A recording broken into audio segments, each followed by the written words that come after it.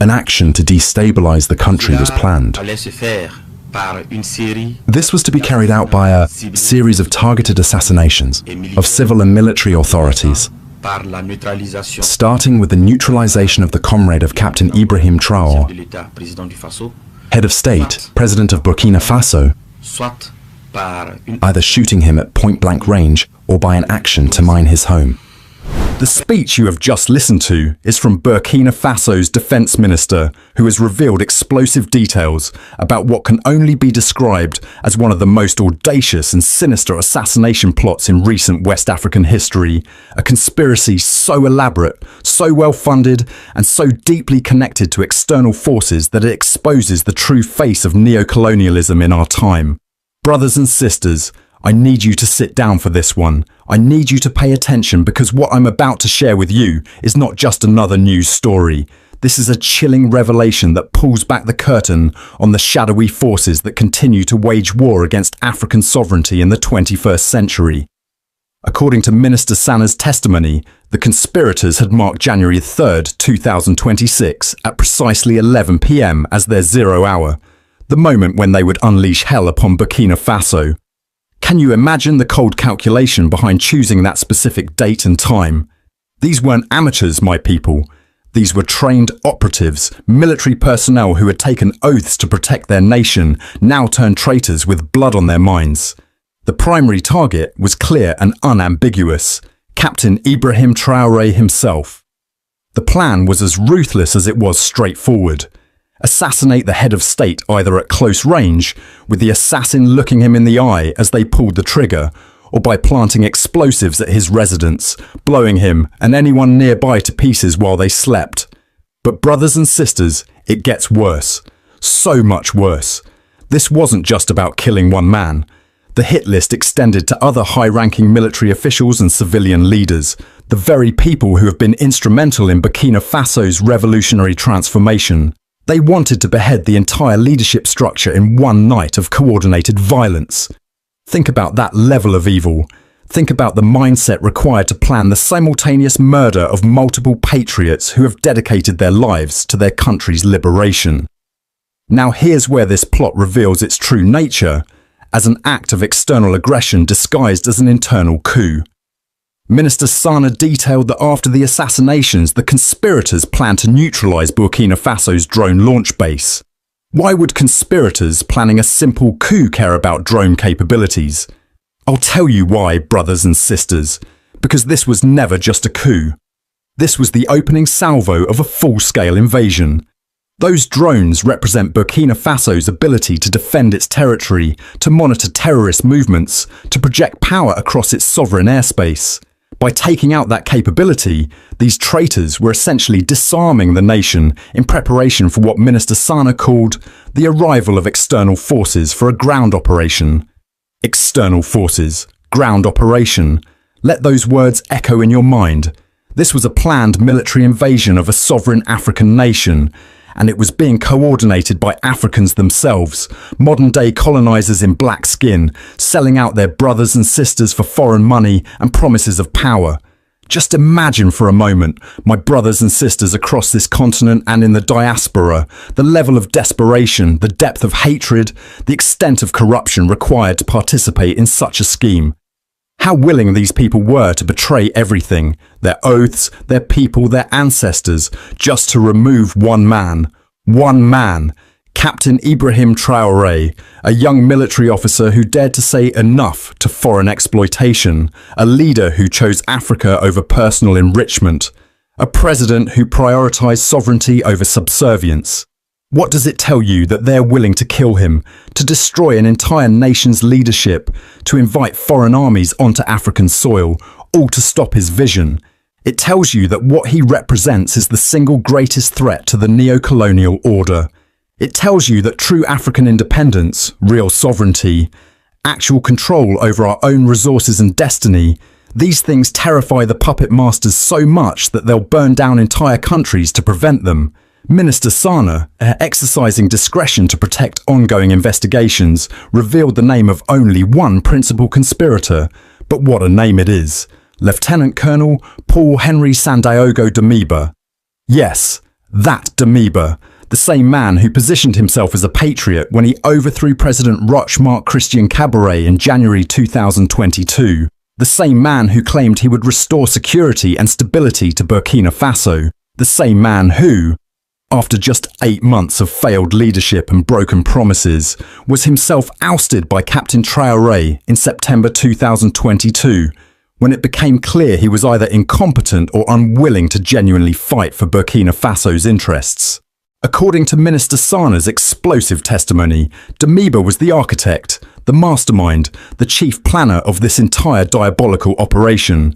His responsibilities included planning the operations, every detail of the assassinations, the military strikes, the coordination with external forces, securing and mobilizing funds, acting as the financial coordinator for this multi-million franc conspiracy, recruiting civilians and military personnel, identifying, vetting and enlisting traitors from within Burkina Faso's own institutions. And where is this brave revolutionary now? Where is this man who once wore the uniform and claimed to serve his nation?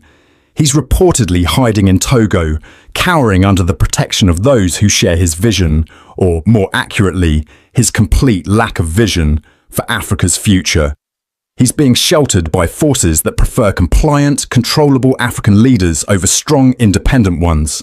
Brothers and sisters, this is the oldest story in the book of African tragedy. The external powers don't need to invade us anymore with their own soldiers. They've learned that it's far more efficient to find Africans willing to do their dirty work for them. And when those African collaborators fail or are exposed, they provide safe haven in neighbouring countries, protecting them from justice so they can be used again another day. Now, let's talk about something that never lies: money. As we say in Africa, follow the money and you'll find the truth. Minister Sana revealed that the funding for this elaborate plot came from abroad, and he specifically named Côte d'Ivoire as a primary source. According to official intelligence, a final transfer of approximately 70 million CFA francs, that's roughly 125,000 US dollars, was traced and recorded. Let me break this down for you because this is absolutely crucial. 70 million CFA francs didn't just materialize out of thin air. That money was transferred through banking systems across international borders from Côte d'Ivoire into the hands of conspirators in Burkina Faso. This means there are paper trails, electronic records, financial institutions involved in facilitating the funding of an assassination plot against a sitting African head of state. But here's the question we must ask. Who in Côte d'Ivoire authorized or facilitated these transfers? Were these private individuals acting alone? Or were there institutional elements involved? And more importantly, where did that money originate before it reached Côte d'Ivoire? Because $125,000 is just what was traced to one source. How much more money flowed through other channels that intelligence services haven't yet uncovered or aren't ready to reveal? This is concrete, indisputable evidence of external interference in Burkina Faso's internal affairs. This is proof, not speculation, not conspiracy theory, but documented proof that there are forces both within Africa and beyond our continent who cannot stomach the idea of a truly independent Burkina Faso. They cannot accept a leader who prioritizes his people over their profits, who chooses sovereignty over subservience, who dares to challenge the established order that has kept Africa in chains, even after the formal end of colonialism. Minister Sana assured the nation that investigations and arrests are continuing as security forces work to identify all participants in this massive conspiracy. He emphasized that all suspects will be brought before the courts to face justice in accordance with Burkina Faso's laws. This is important, brothers and sisters, because it demonstrates that even in the face of such an existential threat, the government is committed to due process and the rule of law. But the minister also issued a stark and necessary warning to the population. Do not be naively drawn into such nefarious schemes. This warning is absolutely vital because the enemies of African progress don't only work through violence. They work through manipulation, through propaganda, through social media campaigns, through appealing to ethnic divisions, through exploiting economic grievances, through turning brother against brother and sister against sister. There are people reading this right now who may think, maybe Traoré is too radical, or Perhaps we should be more accommodating to international interests, or couldn't we find a middle ground? To you, I say, wake up.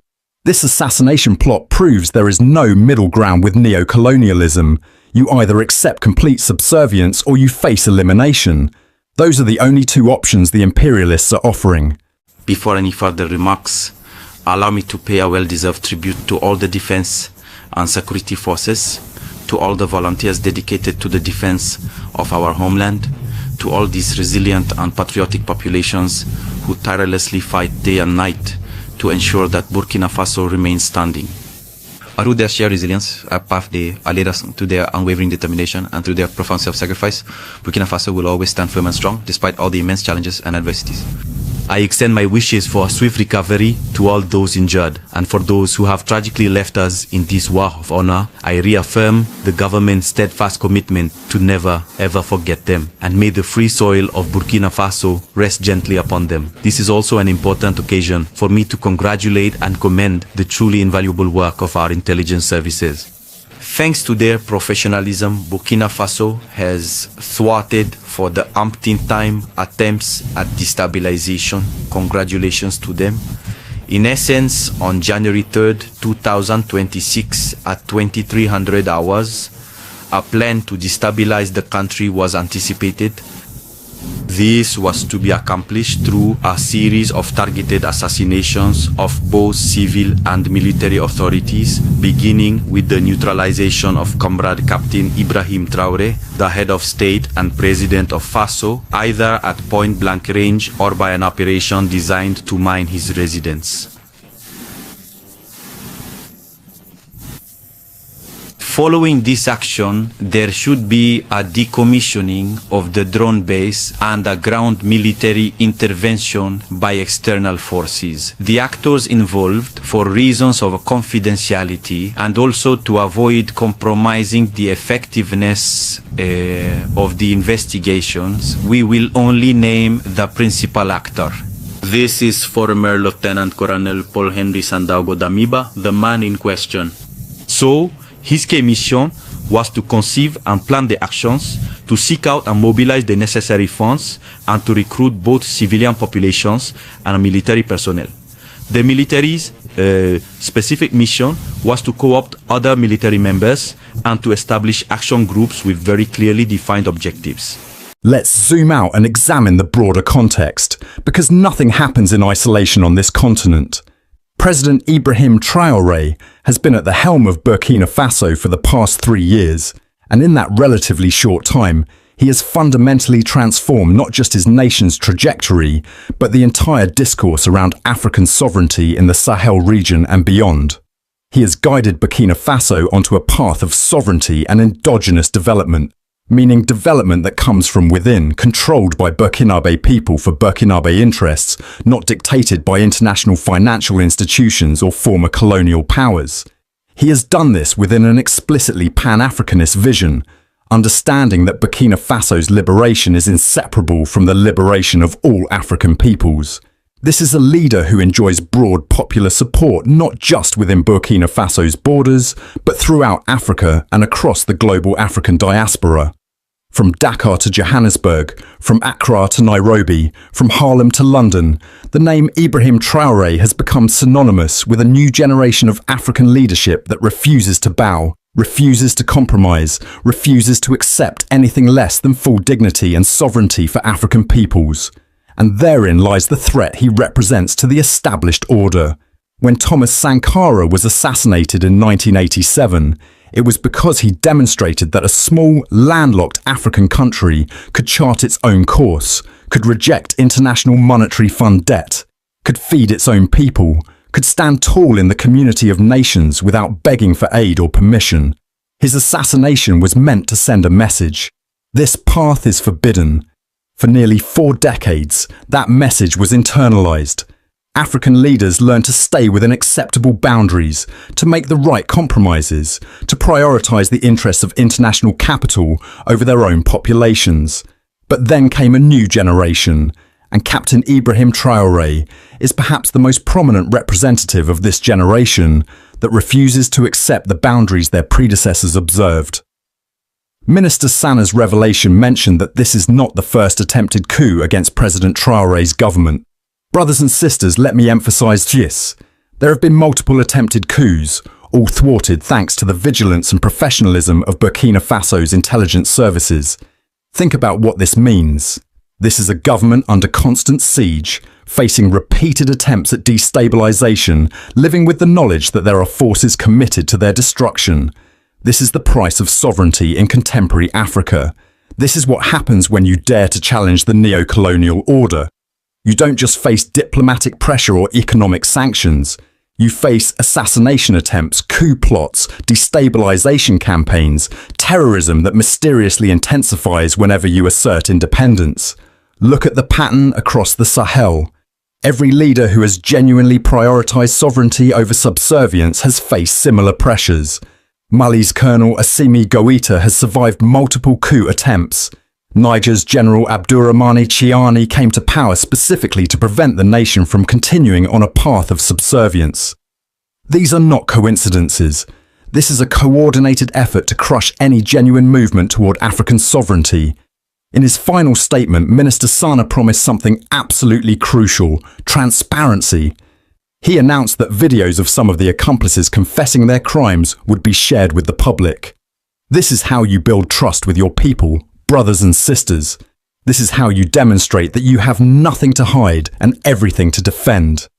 In an era of disinformation, where social media can be weaponized to spread lies and confusion, where foreign intelligence agencies can create fake news to destabilize governments, showing the evidence is essential. Let the people see the faces of those who would have murdered their president. Let them hear in the traitor's own words what was planned. Let the truth be undeniable and unavoidable. This transparency also serves another purpose. It's a warning to others who might be contemplating similar actions. It says clearly, we will find you, we will expose you, you will face justice, and your betrayal will be documented for history to remember. My brothers and sisters across this great continent and in the diaspora, this assassination plot against Captain Ibrahim Traoré is not just a Burkinabè issue. This is an African issue. This is our issue.